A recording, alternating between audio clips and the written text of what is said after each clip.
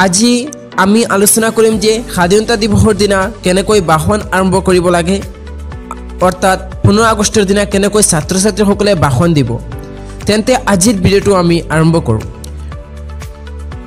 নমস্কাৰ সকলোকে, মোৰ নাম ইয়াত আপোনাৰ নামটো দি দিব আৰু আপুনি কোনটো শ্ৰেণীত পঢ়ে এইটো দি দিব।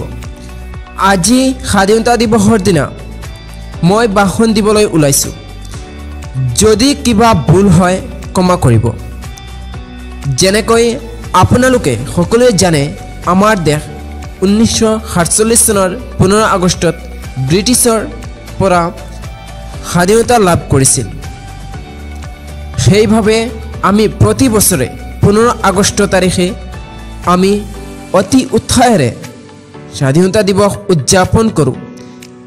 এইভাৱে আমি 76তম স্বাধীনতা দিৱস উদযাপন কৰিছোঁ। জানেনে, ভাৰতে ইমান সহজে স্বাধীনতা লাভ কৰা নাছিল, কাৰণ তাৰ কাৰণে অসংখ্য মানুহে প্ৰাণ হেৰুৱাইছিল।